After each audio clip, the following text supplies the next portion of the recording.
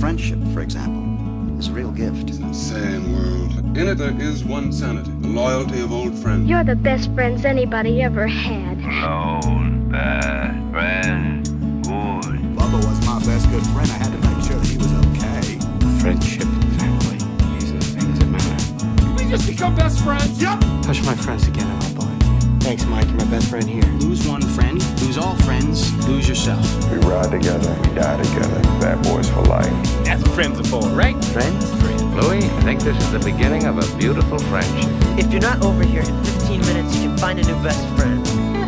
You've been saying that since the 5th grade. Welcome to the I Am Your Friend podcast. I am your host, Aiden Licker. Thank you so much again for tuning in. Today is Sunday, November 5th. Remember the 5th of November? Or whatever that guy in that mask said that one time. It's the New York City Marathon today, and that means absolutely nothing to me, except that if I try to go anywhere, it's probably going to be more difficult. So I'm going to stay right here until the Bills play later, and then I'll go somewhere else. Now you know. I was supposed to have... I had the potential yesterday to record 3 different episodes from people who were passing through town, and none of them happened. So that's okay. Things, it's hard for people to link up when they're passing through, especially when they have, actually like a reason to be here. So I'm going to try to reschedule those for other times. One is probably actually going to happen in a couple of weeks. So we're here doing another solo app for y'all, and I'm excited about it.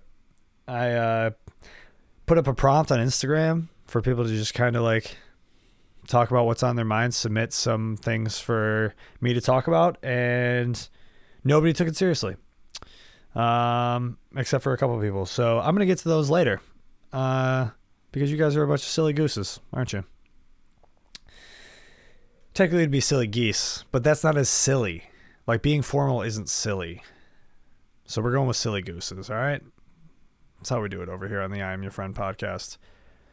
How's everybody doing? Feeling good?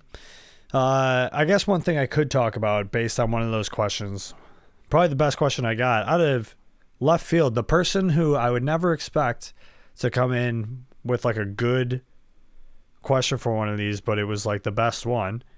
Shout out my buddy Pat Walker, who never takes anything seriously. So he talked about, he said correlation between the music you were listening to and what you were feeling at the time, which is, that's an amazing topic. And it got me thinking about music that I've been listening to over the years, and the nostalgia factor that plays into it a lot. And I think that's what that is, really. You know what I mean? In terms of like what you were feeling at that time. That's why you go back and listen to those things, because it a lot of times reminds you of a time in your life when it was like, oh yeah, I remember exactly where I was the first time I heard this song or this album, whether it's a good thing or a bad thing.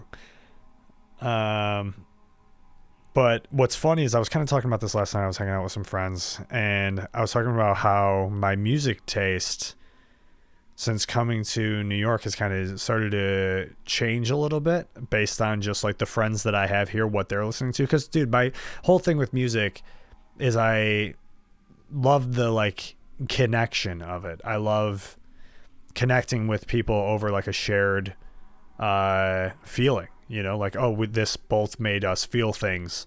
And so now we have some sort of deeper connection because of that. So I was hanging out last night with some friends who I've like toured with, who are, come from like the emo and pop punk world, which is not really music I've been listening to a lot lately, which is crazy because that's like, one of my favorite genres. Well, obviously it's 2 different genres, but they kind of go hand in hand, I've always thought. And I really don't listen to it much here, but it makes sense because it's like those genres I don't think are really that big here. Those are definitely more like Midwest kind of vibes, and I think that's when you think about like scenes, and like how like certain cities have different sounds and stuff. I think it's really interesting like phenomenons that go on. Phenomena, is that the plural one? You know me, guys, not that smart, but I try my best. But it's an interesting thing that happens when, like, I don't know, like when we were starting post prom, like Charlie and I, that was like exactly what we were talking about. The Buffalo emo and rock sound. You know, it was so specific with bands like Pentimento and I Can See Mountains and The Traditional and, you know, all those bands from that era. Kind of, there was just this really similar thing going on with all of them, but they were all obviously unique in their own right. I guess that's not obvious. I really have this issue with saying the word obviously lately. It's just like a filler word for me. It sounds better than or like, which I also hate doing.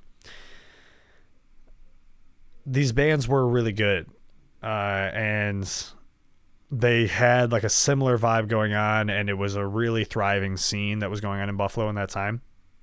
And we just wanted to make something that could be even remotely similar, that like had the same kind of vibe. So we just really wanted to be like the most Buffalo sounding band we could, because that was the whole point of that band.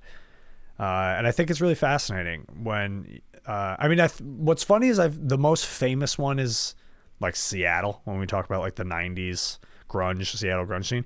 But the more I'm learning about that, the more I realize most of those bands that came out of that like weren't actually even like from Seattle. Like it was people who like moved there because they heard something cool was happening and then just like blew up after that. So who's to say about that one?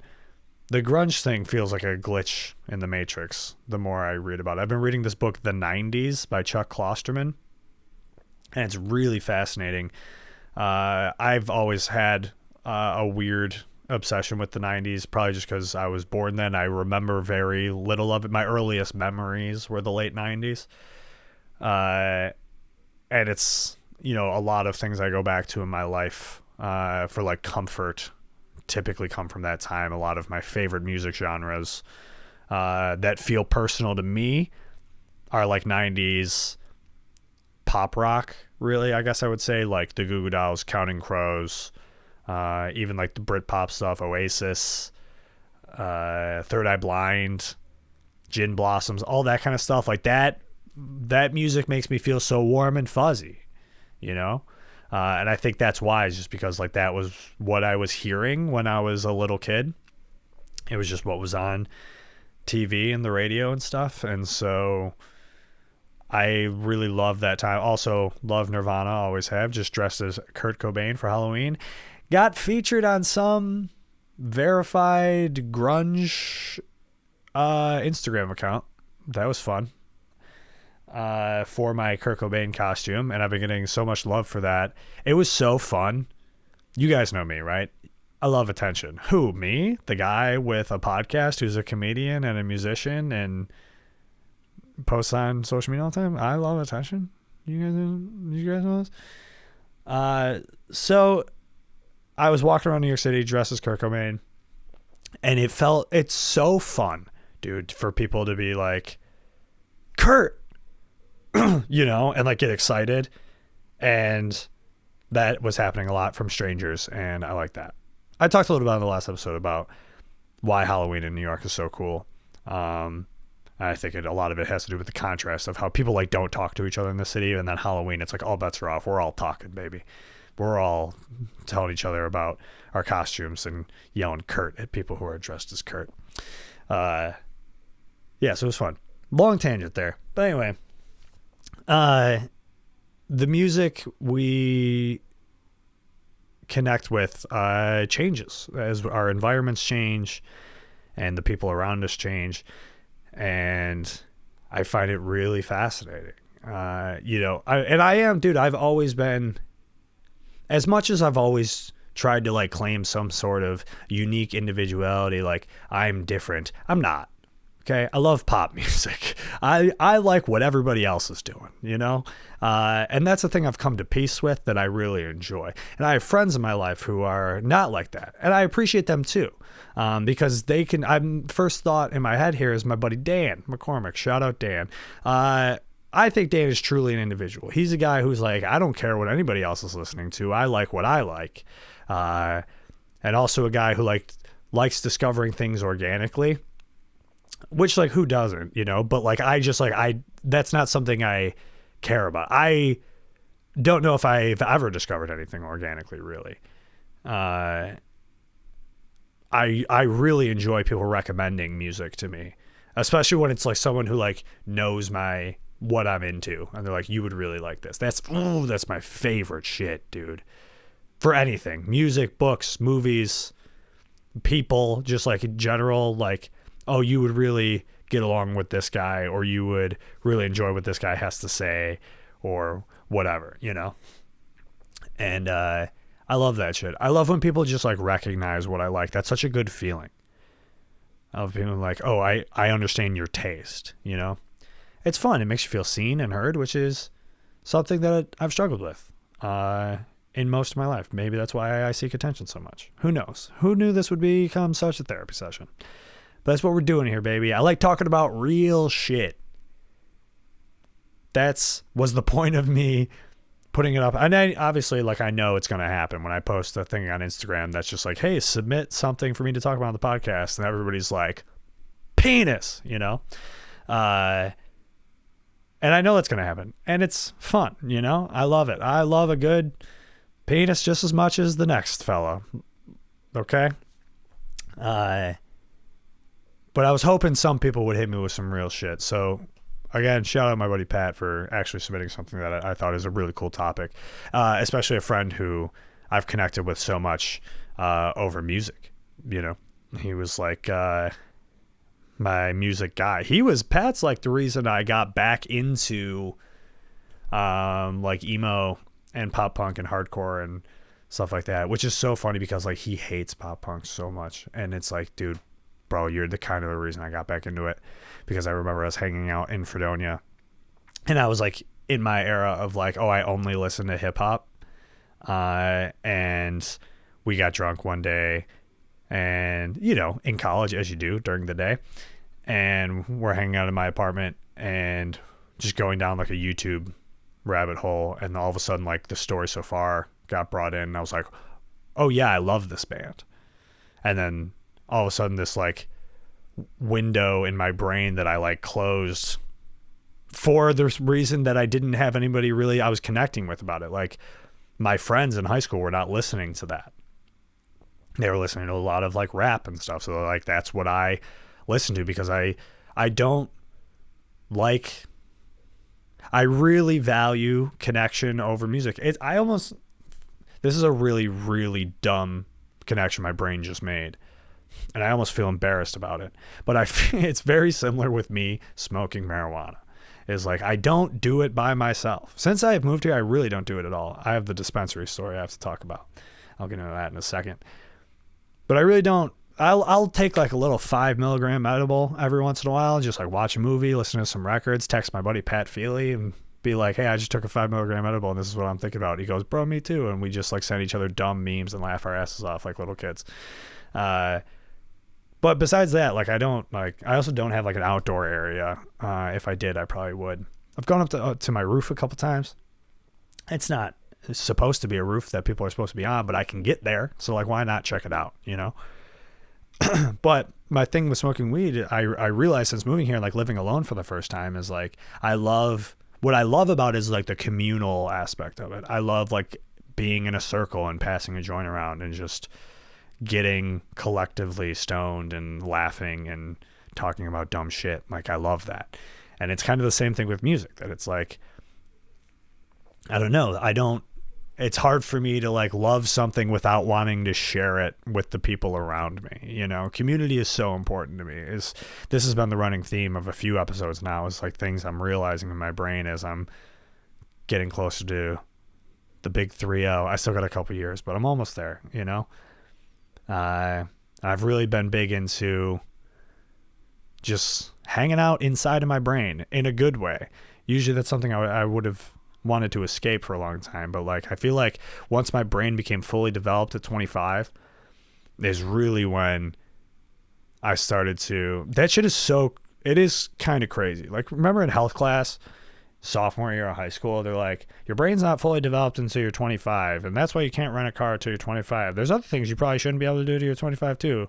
These are the things that can affect whatever. And you're like, yeah, okay, lady, I gotta go somewhere else and think about girls that I'm never gonna talk to because I'm 16.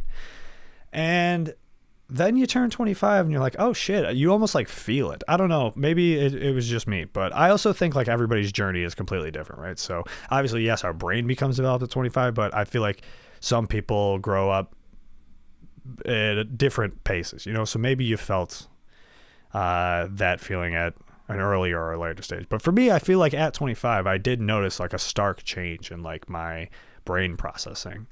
And between 25 and 27, I feel like was the most personal growth that's ever, like internally, that's happened. And I can feel it, you know what I mean? Like in my brain, like the wires that started to get connected between those two ages. And then in the spiritual world, 27 is really where, I don't remember exactly what it is. I had a friend tell me one time, but supposedly like spiritually in your 27th year, it's like when it's your first like completed life cycle. It's like you've completed the first cycle of your life and are reconnecting.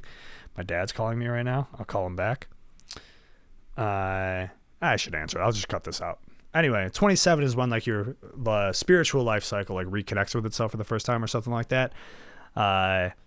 And it feels that for me, at least, like I definitely connect with that. On the spiritual aspect as well, I saw a TikTok this morning that, God, dude, I am such like a white woman. It is insane. Like how much I love the shit that I love Taylor Swift and astrology and iced coffee so much. Speaking of which, let me take a little sip here.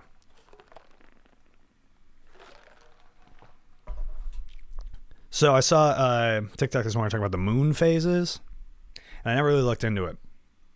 There's the one that's like you do like the compatibility one, but this was just like what phase the moon was when you were born and what it's supposed to say about you, you know, as they do. And I never knew what phase of the moon I was born under, and I just checked this morning. I was born under a full moon, which is kind of cool because the full moon I feel like is always a vibe. I'm always feeling something when there's a full moon. There's a lot of times in my life where there's just an energy going on with like your environment. And I just like, sometimes I'll think and I go, is it a full moon right now? And almost every time it is. So maybe I'm a witch or something. Or I've done a few too many mushroom caps in my life. But I'm having fun, so I don't give a shit, dude. Anyway, I was born under full moon, which I think is kind of cool. And what it had to say, I really connected with. And I'm sure some people, you know, every time I talk about astrology, there's some dudes out there that are like, not me, bro. I'm a man. I'm a manly man, and I don't believe in the stars. And they just say stuff to make anybody to be able to connect with it. And it's like, yeah, sometimes. If you look at it through a straw.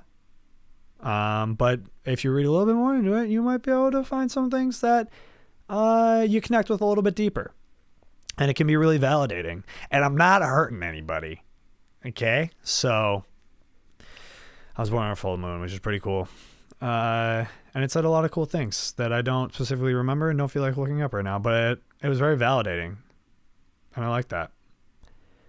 Music. That's what we're talking about, right? This is fun, dude. I feel like I haven't gotten into like the rhythm of talking like this and feeling like confident in what I'm saying without my brain going a million miles a minute. You know what I think it was? I was hanging out with friends last night that like I hadn't seen in a while that like make me feel confident. Friends who like I look up to that I've toured with, like they Free Throw and Prince Daddy and the Hyena and Charmer, and I believe the other band is called Saturdays at Your Place, but it was also on that tour.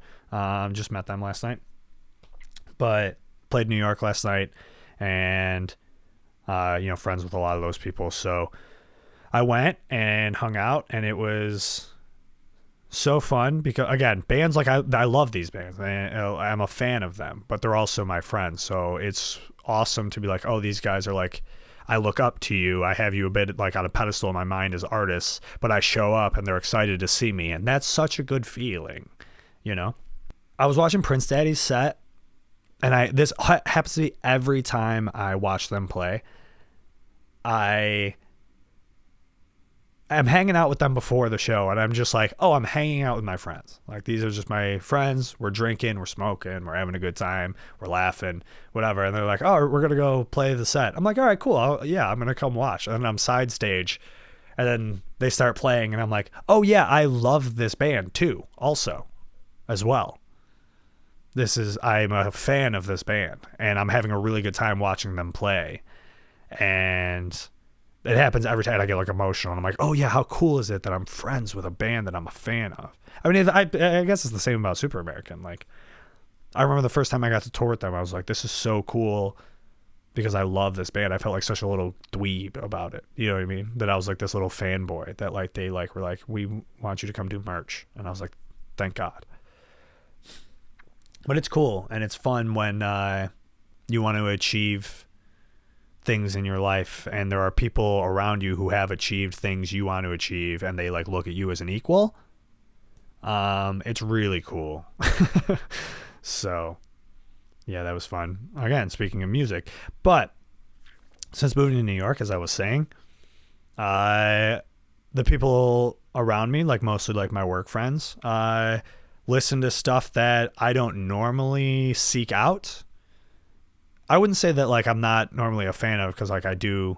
It's mostly like a lot of like indie pop and stuff of that nature, and I've just discovered some really cool things, and it's been really fun to. I made a note in my phone of every album that's come out this year, because since I started working in the music business, it's like I feel like that discussion is just always happening around me of like what has come out. Like, oh, this album just came out today and people are talking about it and now I want to listen. So now, which I really like being like a part of, the album cycles of like the year and like who's coming out with it. So I have this list of 2023 albums. There's a checklist I have, and it's just every album that has come out, and I'm obviously constantly adding it to it. Every album that has come out and that I want to listen to. And I'm just checking them off as I go, and then I'm like starring which ones I like really like, and then I'm hopefully can compile like a top 10 list or something at the end of the year, because I like ranking things. I don't know why. I think it's like a part of having like a math oriented brain that I like lists. You know, there's some sort of personality trait going on there that I think that's why I really like Letterboxd so much. Are you guys on Letterboxd? The pretentious movie review app. I really enjoy it. When I first moved here, I like took a social media break, as I do every January, and I just was using Letterboxd, and it was so fun because it was also like Oscar season. So I'm just watching all the Oscar movies, and then like, you know, you're following your friends and seeing what they're saying about it, and I love when that happens. Hey, people who just put their stars on the movie. Like they just rank it and then they don't say anything. I want to know what you have to say. And then I want to text you about it, you know? And we could talk about it maybe. So some art music that I've been listening to lately. Yo. Gotta talk about this one. Shout out my dog, Tony Harkin. Gonna have my friend Tony on as a guest soon at some point. My work friend, a very funny improv comedian, and he's so funny. I love this kid. He's 23, I think. Tony, I'm sorry if you're listening and I'm just talking about you, and it's probably weird for you. But he just reminds me of just a younger version of myself, and I enjoy his company. But he showed me this artist, Tizo Touchdown. He's featured on, I mean, he's like a huge artist, so I'm not sitting here being like, acting like this is some underground. He's like a very mainstream artist, but he's been featured on the Drake album most recently, and he's all over the Travis Scott album as well, which I just listened to that for the first time as well. Really, really good record. Reminds me a lot of Yeezus. So sorry to bring up the problematic Mr. West, but let's not act like Yeezus wasn't an amazing record in 2013. I saw a TikTok recently that was making fun of people who call albums records, and I've just been doing it for too long, okay? And I'm not changing it now because of you. And Tizo Touchdown is an incredible artist. Most recent, their I don't know if it's their debut album or what, but he this 2023 release that he put out is one of the best. I love when an album comes out or a song comes out or something, and it's just like, oh yeah, I forgot that music can make you feel this way. Like, I forgot hearing artistry at this level and feeling like, oh, this is really special. You know, I feel like I haven't had something like that in a long time. So that's the new artist that I'm big on. So highly recommend if you just want to hear really cool, like, genre bending, mixing, blending, hip hop with like soul and R&B and rock, and it's really cool. He's like just super inspired by like Prince and Rick James, but it's so modern and it's like so unique. I really love it, and it just like, damn, swings for the fences on every song and just like hits home on all of them. Like, just like knocks them out of the park. More baseball references if you want them, you know? So really good. Been big on that one lately. Probably have a few more as well. You know what? Let's just go into the list. I won't go through all of them, but just like who I've been on lately that's just like I've been feeling really connected to, and making me realize I've kind of fallen out of the emo pop punk thing lately. New Sampha album is really good. Honey album is really good. The new Del Paxton, shout out Buffalo Del Paxton, that's a really good record that I really like. How many times can I say really? I'm so mad at myself all the time for the things that I say. Koyo, punk record. Their record is really good. There's a bunch, dude. So if anybody wants to talk about albums that have come out this year or has any recommendations, please hit me up. Let's get into what people sent me on here, okay? So I posted, what should we discuss? What's on your mind? And my friend Dish said sex honey. Don't know what that means. Don't even want to Google it. He also said low wizard population in modern society. Dish, buddy, wizards were never a thing, okay? I don't know if anybody told you that. But there's always been a low wizard population. Because I think you're also like, do you think dragons existed as well at some point? That's okay if you do, you know, but I'm here as your friend. They don't. So sorry about that one if you're just learning that. Anybody who's listening, spoiler alert, wizards and dragons are not real. Would be sick if they were. Amish people. I don't know. Amish people are interesting. They just built my dad a shed. Apparently they're pretty good at that, I think.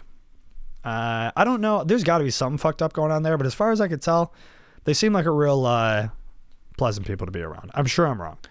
A lot of times when I take the Amtrak to Buffalo, there are Amish people on it. And that's interesting, you know? An Amish baby coughed on me one time, and I wrote a song about it. And it'll probably never see the light of day.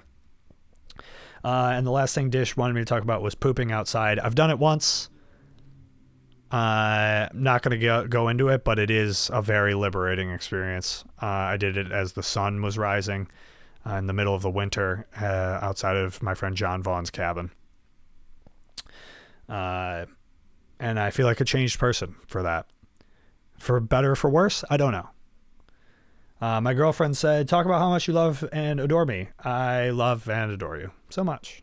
There's pictures of you all over my apartment that I see all the time so that I don't forget you. It's not why I have them. That was just a joke. I love you. Sorry. Top 3 apple varieties and why. I don't know if I could name 3 apple varieties, but I think Honeycrisp are ones I really like. Macintosh. I know that Red Delicious are not delicious. I know that those ones suck. And I will never forget that because they're named so poorly. And then I don't know if I can name another one, but yeah, I'm going to go Macintosh Honeycrisp top 2. And then I'm going to go, Red Delicious at dead last, and it shouldn't even be grown anymore. My friend Lewis said, talk about Lewis. I was with Lewis last night. One of the funniest people I've ever met, has some of the best comedic timing of anybody I've ever met, but like, is not interested in being a stand-up comedian. And that is so frustrating to me sometimes when I meet somebody that I'm like, dude, you are so naturally funny and I have to work so hard to be funny. And I'm trying to achieve this dream of being funny, even though I'm not that funny. And you are just gifted this comedic timing bone that I just don't have. But shout out Lewis, great guy. Tour manager for Prince Daddy and La Hyena. And if you ever see them on tour, go up to the merch table and give that man the middle finger. Max Kaiser said, can you talk about the cost of an iced chai latte? Well, he just said iced chai in this city. Did you know that chai means tea? Found that out recently from a Spider-Man movie. I watched the new Spider-Man Across the Spider-Verse. God, what a good movie.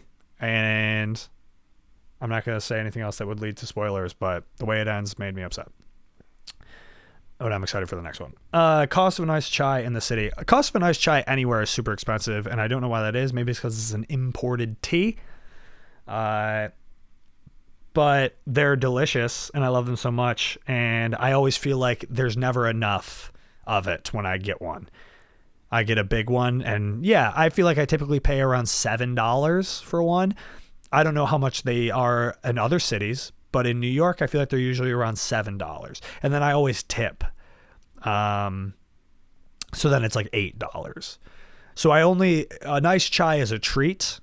If you're drinking a nice chai every day, you are a billionaire, I think. They are very expensive, but I don't know if they're that cheaper in other places. I know, Max, you and I personally talked about that you had one in Syracuse one time for like $5 or something, which seems like a miracle, but wasn't that good. You know, probably was. God, a nice chai is so good. Chai is so good. It's almost too good. And maybe that's why it's $7, because they're like, you can't have this all the time. It's too good. You can't have that good of things all the time. You ever meet somebody who's just like everything good happens to them all the time? Those people suck. You know what I mean? Oh, you have no bad feelings. You know, you're just like, you're chilling. Your parents were like really good to you growing up and nobody bullied you ever. And I just want to make clear that my parents were also good to me. I'm not trying to make that out, but like that happens, you know, and you're just like, you just had a great life. Ugh, boring, you know, have a personality, eat and drink an iced chai every day. All right. Pat Walker said correlation between the music you were listening to and what you were feeling at the time. Talked about that. I could probably go into some of like my past with some of that too. I'm trying to think specifically like songs that just really, really hit at a specific time in my life. And I'm struggling to think of a specific one right now, as I typically do. But, of course it's always like a band that's like or an artist that's problematic. And I don't know what that says about me, you know, but it sucks when I find like a really good artist and then something happens, you know, and everybody's mad at them. And then they're mad at me for being like, wait a minute, but I still like the art. They're like, you can't. And I'm like, damn it, fine. Whatever will make you guys like me more. And then Pat Walker also added, or Beanie Babies. I don't know anything about Beanie Babies. I think I probably had them at some point in my life. I know that some of them are expensive now. Like you can get money from them. That's all I got. John Vaughn, shout out my buddy. Said, I'd want to hear your daily routine in and out of office work days. I don't really know what you mean by the end of I'd want to hear your daily routine in and out of office workdays. Like, should we just call him? Hey, John. Hey, buddy, what's up? I'm recording a podcast episode right now, and I wanted to call sweet. you. Yeah. Yeah. You said I'd want to hear your daily routine in and out of office workdays. Yes. What do you mean by in and out of office workdays? So, like, what you do on days that you work from home, and then days Gotcha. that you work in the office. Okay. And if they differ, how they differ. Maybe if you prefer one over the other or something. Okay. Why? I'm gonna do that for you when we hang up here, so that you have to listen to the episode. But,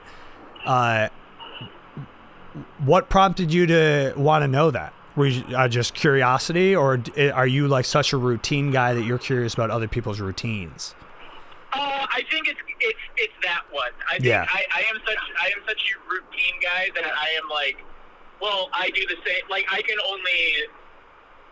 I mean, granted, I do some things remotely, but it's not the main part of my job. Where you can do the main part of your job remotely. Gotcha. So you're curious so I'm what? just Okay. like, yeah. Are you driving right now? Yeah. Where are you going? We're in. Jenna and I are in Philly. Oh, cool. Yeah. Space has a show tonight at the church. I saw that. Yeah, that looks fun. Yeah, and we just took like a little weekend trip because I don't remember the last time that we went out of town together. So Nice. I can give you a rec for a place with really good vegan Philly cheesesteaks. Unless you know it already.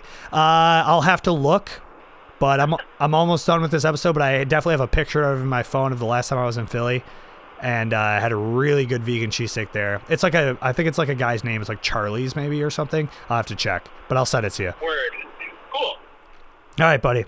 Have fun in Philly. All I right. hope the show goes well. I'll talk to you later. All right. Thank you. I love you. Goodbye. I love you. Goodbye. John Vaughn. Shout out to him. Great guy. One of the best clips that ever came out of this show was John Vaughn shouting out 9/11, which is the name of a restaurant in Buffalo. And if you're wondering, why is there a restaurant in Buffalo called 9/11? It was open before that tragedy. You know the one. So John Vaughn was talking about that and gave it a shout out, but just out of context was so funny. I don't know why I brought that up, but if you want to watch that episode, it's available. Anyway, John, my routine for in and out of, I don't work remotely too often, if I'm being honest. I really like going into the office. It's weird how when you like your job, you're like, I want to be there. Also, I only have one monitor here, and it's a nice one, but I like having two monitors for my job, so I like going to the office. It's also a very easy commute for me. I'm in Williamsburg and have to go to Union Square. If you're familiar with New York, it's not very far from each other. So, yeah, and I like, getting up and walking and stuff. But what's nice about my job is whenever I'm like, hey, I'm just going to work from home today, they're like, that's cool. And I like that. So my routine, I am a very routine guy. So I like to, have a good sleep schedule. I like to get the 8, sometimes even 9 hours of sleep. I've been doing this thing lately. So I've been on my phone way too much.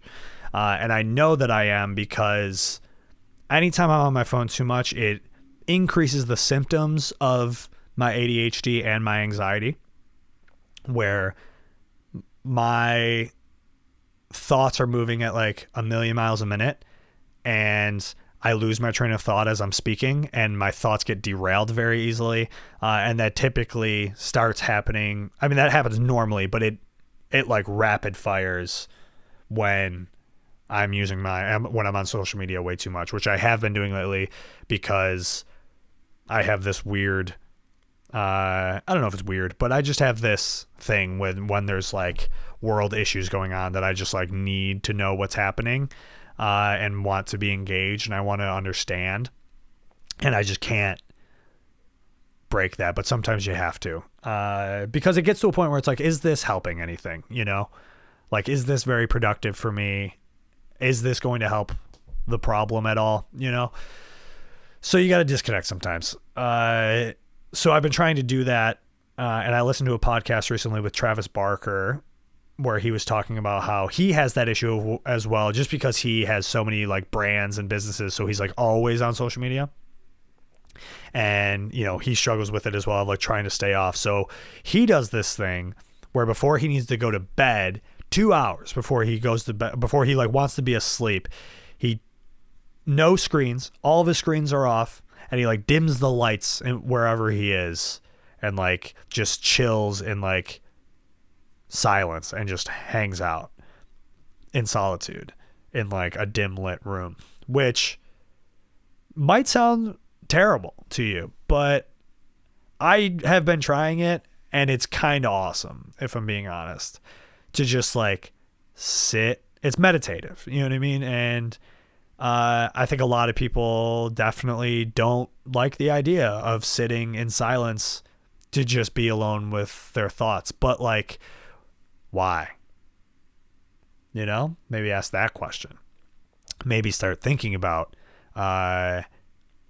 maybe your thoughts, you need to get a handle on that, you know, and maybe things will be a lot better for you if you can figure that out, if you can just sit and exist and be present and realize that the universe requires nothing from you. You don't have to consume anything. You don't have to connect with anything besides you. And sometimes it's really nice to do that. And so I've been doing that and sleeping. I've been going into like crazy deep sleep when I do that, and having like really vivid dreams and stuff. I also have not been sleeping with my phone near my bed anymore, which, you know, you're basically seeing my entire apartment if you're watching on the video here. Kitchen's right there, and then there's a wall behind you, and this is, you know, where the TV is, and that's pretty much it. So I don't have a lot of options, but I keep my phone plugged in the back side of the room over here now and chill back there. And so keeps me off my phone before I go to bed and keeps me from going on it as soon as I wake up, which has been really nice. Starting your day without going on your phone immediately changes so much, because it just doesn't, like, you don't get triggered by something like immediately and like become overstimulated. We're not supposed to be doing this, you know, like we've gone too far. We know that. So into my routine, that's been built into my routine lately. I've been trying to do that more. So try to go to bed probably around like 10 or 11. I always wake up at 8. I'm at a point now where just like I naturally wake up right before my alarm every day. I probably don't even need one anymore, but anxiety, gonna have one. So I get up at 8, I shower, immediately. Well, I make my bed right away. I make my bed every day. I'm that kind of guy. I've done it my entire life. I like discipline, if you guys couldn't tell that about me. I really like having a neat and organized and clean space, and it's easy to do if you're just always doing it. You know what I mean? Like, you just keep things clean as you go. I dust my whole apartment every Saturday morning typically, or Sunday morning. I do my grocery shopping every Saturday morning. I've got it all down, you know? And it brings me so much peace. So I make my bed, I shower, wash my face. The order I do it is shower, wash face, contacts in, don't know why, moisturizer, teeth brush, come back into my apartment because my bathroom is not in my actual apartment, and come back in here. I get changed. I get my hair ready for the day. Usually take a t-shirt to it, like a soft cotton t-shirt. It just helps it from not frizzing up so much, but gets it nice and dry where you want it. Spray some product in there, get it all where I want it to be. I make a smoothie every morning. I'm a fruit smoothie guy. Bananas. I buy a big bag of frozen berries. I do a heaping scoop of peanut butter, some spinach, get those dark leafy greens in there, and oat milk. And that's my breakfast every morning. And then pack my lunch into my bag with my water. Sometimes if I have enough time, I'll sit on the couch and I will do my the New York Times daily puzzles that I enjoy, the Wordle, the mini crossword, and the connections. Yo, the connections is so hard. Is anybody doing those? I get like maybe 1 or 2 a week. I fail most of them. Make it easier. I think they added a hint option now, but like, how about what if we just had different levels? The Wordle and the mini crossword are both always, I would consider, moderately challenging, which is what I want. But connections is too challenging and they need to fix it. Who do they think I am? Einstein? Or somebody who's smart, you know? So sometimes if I have time, I will do those here. If I don't have time, I leave and I will do them while I'm waiting for the train or while I'm on the train. But also lately, I again, as a way to just like disengage a little bit, even though that is being on my phone, I will not wear my AirPods on my commute to work in the morning. I like hearing the sounds of the city. And I like feeling like I'm like being present in whatever's happening rather than escaping into a podcast or music like right away. You know, I'll do the AirPods home. And that's mainly because that's usually when there's more like riffraff going on in the city and I don't want to be bothered by anybody. But the morning's usually pretty chill. So I do that for that reason. I usually leave my apartment around 9. I try to leave by 9. Sometimes I leave 10 after 9:15. I get to work. I try to get to work right at 9:30. It's when the day starts there. But sometimes, you know, I roll on maybe like 9:40, 9:45ish. But I typically try to get there at 9:30. When I get to work, I start working right away. Make sure my water bottle's filled up. I try to drink at least 2 of these. I think this is a 24 ounce. Yeah, 24 ounce water bottle. I try to drink at least 2 of those before I make coffee. I make coffee at the coffee maker at work to save money. And mainly because I don't have a travel mug. I can make coffee here, but I don't have a travel mug and I don't feel like buying one. It's so, dude, the way I am with money is so funny. I'll get into that in a second. I also still have to tell the dispensary story. So, yeah, so I usually drink my coffee around like 11 a.m. or noon, I would say. And the reason for that is if I have coffee as soon as I wake up, I am anxious and jittery and feel like I'm going to explode at any moment. So really like to make sure I'm fully hydrated. And then I will make a cup of good black coffee at work and drink that. And then drink a bunch of water throughout the day. I take lunch every day. We can basically take lunch like whenever we want. I take it every day at 2:30. It's a late lunch. But I like doing that because I like getting the bulk of my work day done first. And then I come back and only have like 2 hours left, you know, before I have to go home. Yeah, so that's pretty much my daily routine. At home, because I don't work from home that often, I don't know if I have, it's pretty much the same routine without leaving, you know, it's like wake up, make my bed, shower. I still get fully ready for the day when I work from home, which might be a psycho move on my part, but I like getting ready for the day. I like starting my day that way. It makes me feel productive. It makes me feel ready to like get some shit done, you know?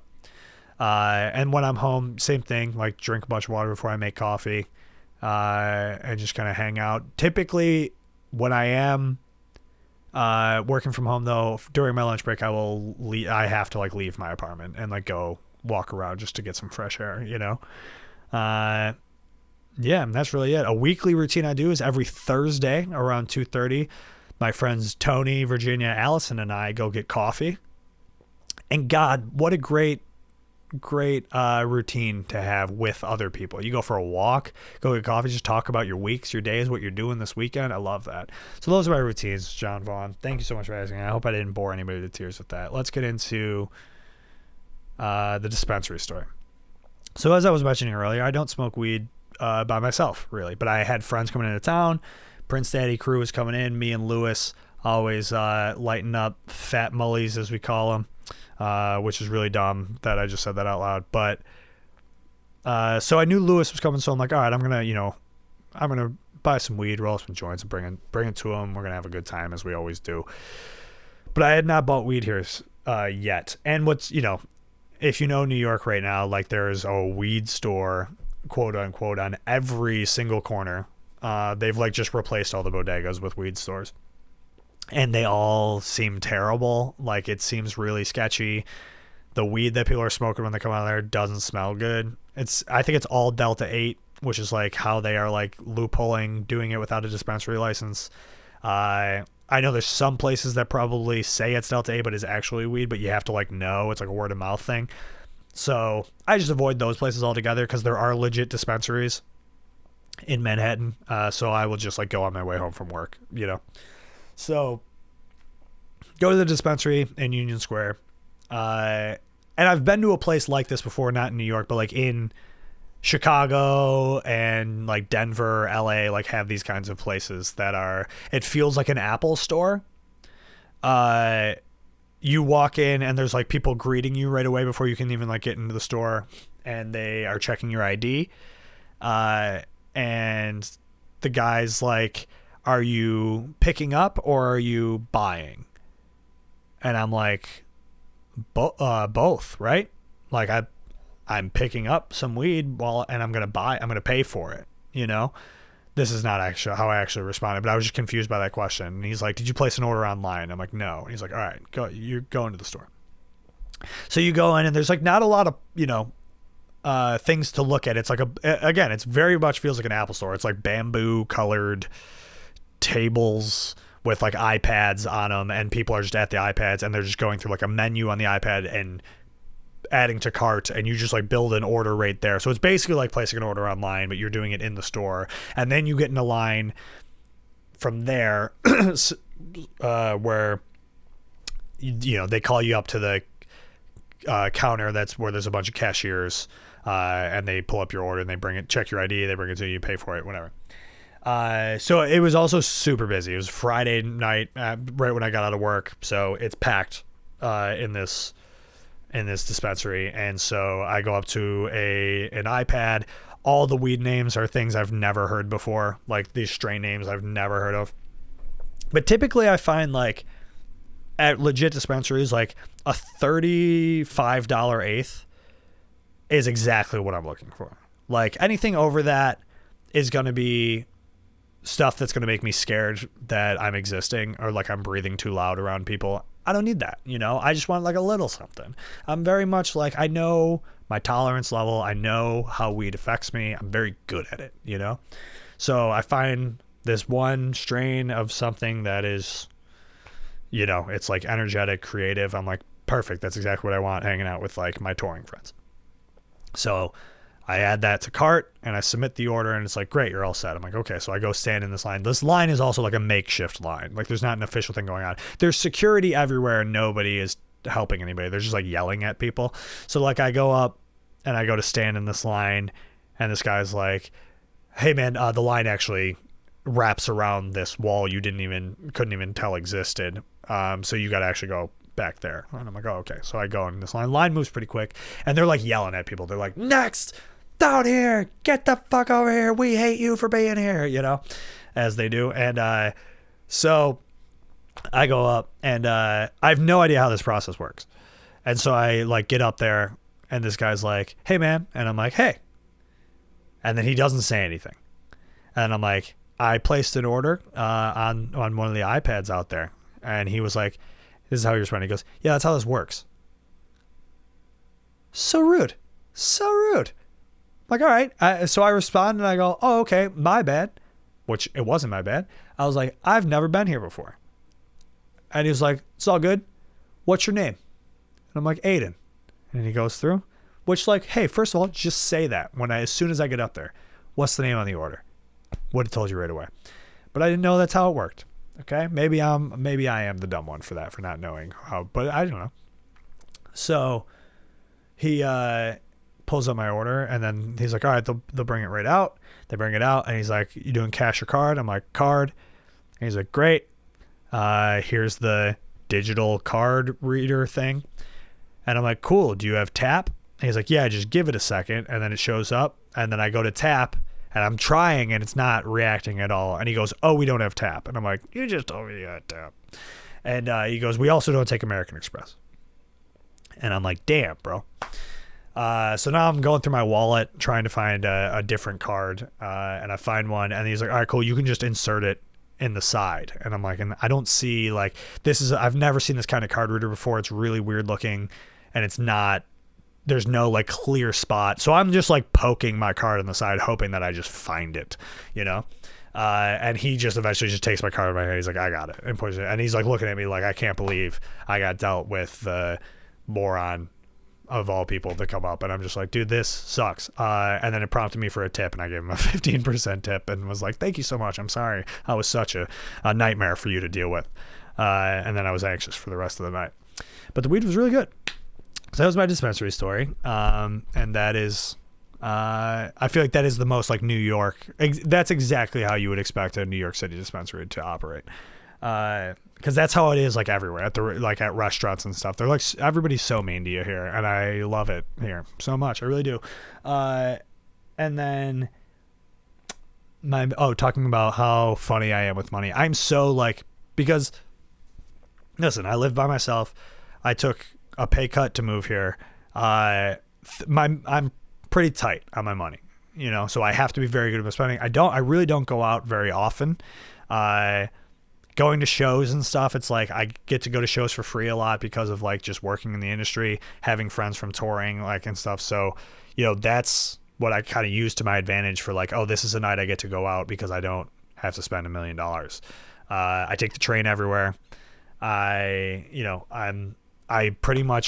meal prep lunch and dinner. I am huge on grocery shopping. I go to farmers markets. I go to Trader Joe's, which is like, you know, very cheap, and I just buy like the cheapest version of everything, and I just try to keep my expenses very low.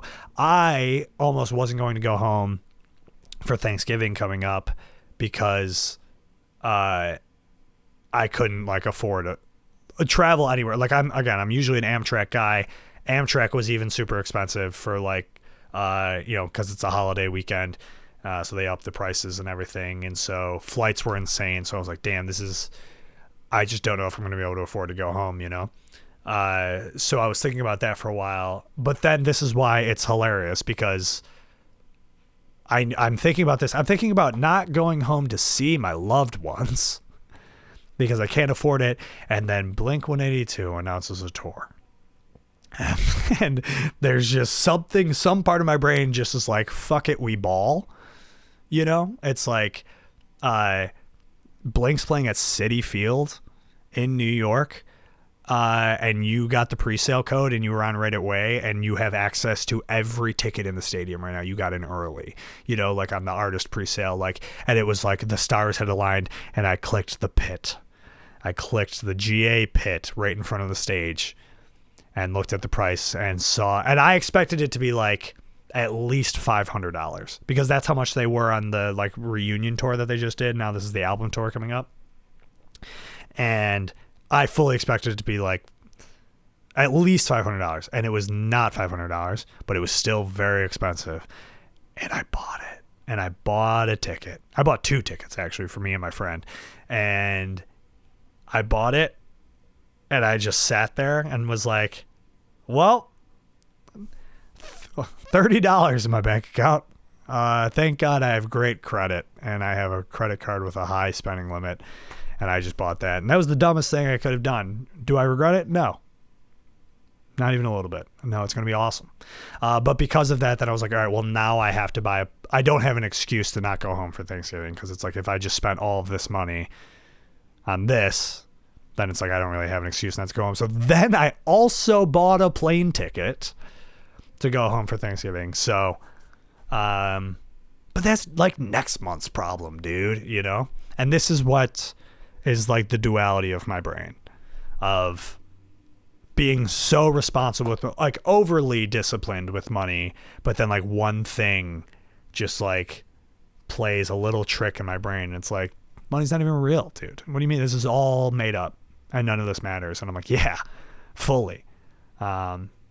So am I stressed? A little bit. Okay. Am I thinking about it? No, not even. And we're going to be fine, dude. We're going to be fine. I'm going to check one last time here to see if anybody submitted any last minute submissions. For anybody want to say anything to me? No, that was everybody. Okay. Well, that was fine. And this was an episode, huh? I didn't even expect to talk this much. But it was fun. This felt good.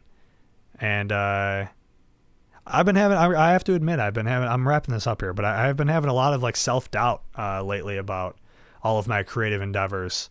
But there's been little hints of creative sparks coming in, like a little bit of confidence that shows up every once in a while, and it feels good. So I appreciate anybody who wants to take the time to listen to me talk about this stuff, because I know there's really no reason for... I was talking to my buddy Tades last night about this, and we were talking about the podcast. He's going to be a guest eventually, but we just couldn't figure it out yesterday. But he, I'm like, it is a thing I deal with internally that's like, yeah, who am I to think that I deserve a platform? Like, my opinions don't matter, like my voice doesn't matter. And then he kind of brought it in. He's like, yeah, but that's exactly why you should do it. Because it's like, who cares? And then I was just like, yeah, exactly. And sometimes you got to be like that, Anyway, hope everybody has a good week here. So we'll see you next time.